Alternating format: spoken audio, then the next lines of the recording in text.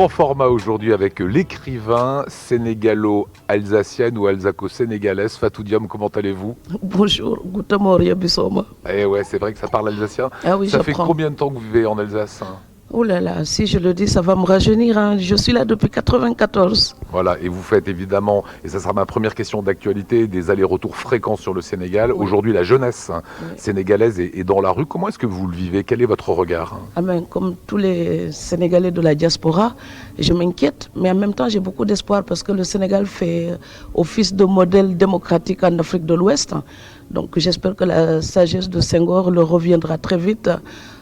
Parce que oui, il faut que ça se calme pour continuer à progresser. Il faut que la paix revienne. De quoi aimer vivre, c'est un recueil de nouvelles. Je trouve qu'en filigrane, il y a beaucoup question de solitude. Est-ce que c'est par le Covid, on retrouve cette solitude chez ce berger finalement qui est seul face à une machine, chez ce boxeur écorché de la vie, chez Andy, Andy. qui est un personnage tout à fait étonnant. Alors, ce texte a été écrit avant le Covid.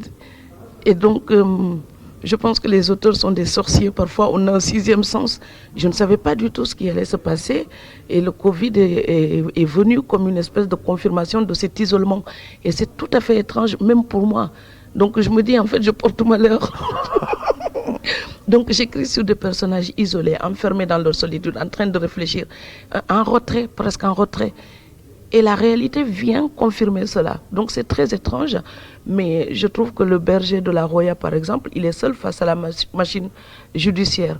Il est seul aussi face à sa conscience d'homme qui le fait agir pour aider des réfugiés, malgré les risques qu'il encourt. Et puis il y a le boxeur. Il a traîné sa mémoire d'enfance pendant toute sa vie. Il n'a jamais su devenir un homme adulte parce qu'il a des blessures qu'il n'a pas eu le temps de soigner, il n'a pas eu le temps de parler en profondeur de son enfance avec sa mère. Et donc, il a toujours tout réglé avec son coup de poing. Alors, à la fin, il dit, mais je cherchais de l'amour et du respect et je n'ai su inspirer que de la terreur. Alors, c'était ma manière de parler des violences faites aux femmes pour dire que, mais oui, parfois, les hommes violents aussi sont fragiles. Et il y a une nouvelle magnifique sur votre grand-père. J'imagine qu'on n'est pas dans le roman, là, on est vraiment dans... Alors là, je vais pleurer. Dans le vécu et dans le vivant, ce grand-père si lumineux qui va vous dire qu'il faut rêver positivement toute sa vie. Oui, donc quand je lui demandais qu'est-ce qu'il y avait là-haut derrière le ciel, et c'est une vraie question que je lui posais, c'est quelque chose qui m'habitait pendant des années. Donc quand on était en mer, que je regardais au loin, donc il me racontait ce qu'il y avait d'abord, de l'autre côté il y a telle île. Et j'ai dit, et après il y a telle île. Mais et après il y a Jiffer, et après il y a Joal et Dakar. Mais et après, je dis, mais derrière le ciel. Il me dit, ah, mais il y a tes rêves.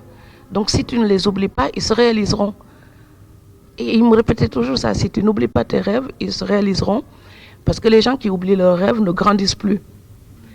Par contre, quand j'ai lu Le Vieux Homme et la Mer d'Hemingway, j'ai vraiment eu l'impression d'avoir été aveuglé par la tendresse, par la douceur, par les plaisanteries de mon grand-père, que je ne voyais pas sa condition humaine. Mais quand j'ai vu Diego dans Le Vieux Homme et la Mer, cet homme oui, l'homme de la terre, qui luttait au quotidien, et comment Hemingway arrivait à le décrire, et je me suis dit, oui, mais ça, c'est mon grand-père, c'est mon grand-père. Donc cet auteur-là m'a aidé à comprendre mon grand-père. Et c'est pour ça, lui aussi, il est devenu un des miens, parce qu'il m'a éduqué le regard, pour regarder derrière le sourire. La vie quotidienne, parfois, c'est une lutte, et on ne le voit pas quand les gens sont très solaires comme ce pêcheur de Niodior. Moi, ce qui m'intéresse, Fatou, de quoi aimer vivre dans ce recueil de nouvelles, c'est d'avoir le regard de la petite Fatou de Niodior, quand elle était avec son grand-père et qui lui disait, voilà, va au bout de tes rêves. Oui. C'était quoi les rêves de la petite Fatou de 7-8 ans? Ah, mais quelle grande ambition, vous allez être déçus tous. Moi, quand j'étais petite, je rêvais tout simplement d'être professeur de français. Mon plus grand rêve, c'était ça, être dans une classe, faire comme mon instituteur. Donc enseigner le français et des poèmes, c'était ça. Écrire des poèmes avec des enfants, écrire des petites histoires, mais vraiment le français, la langue française. Ou alors être journaliste. Alors pourquoi? Donc c'était très basique et naïf. Je voulais seulement être journaliste pour raconter la vie des enfants qu'on maltraitait et des femmes. Et je voulais juste être journaliste en fait pour dénoncer les gens qui faisaient du mal aux femmes et aux enfants. Vous n'imaginiez pas une œuvre littéraire? Non, je savais que j'écrirais par contre tout le temps parce que j'aime ça. Mais c'était ma récréation. C'était ma manière de me recentrer. Juste parce que j'aime ça et mon petit plaisir. Et un dernier mot, Fatou, sur le titre « De quoi aimer vivre ». Oui, parce qu'on parle toujours de gagner sa vie, trouver de quoi vivre. Mais je trouve que l'assiette pleine ou le grenier rempli, les poches pleines, ça ne suffit pas pour la subsistance. Il faut quelque chose dans le cœur, il faut quelque chose dans l'âme, il faut le bonheur de vivre.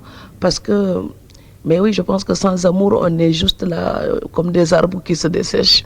Donc, plus que la nourriture, il faut de l'amour pour nourrir nos âmes.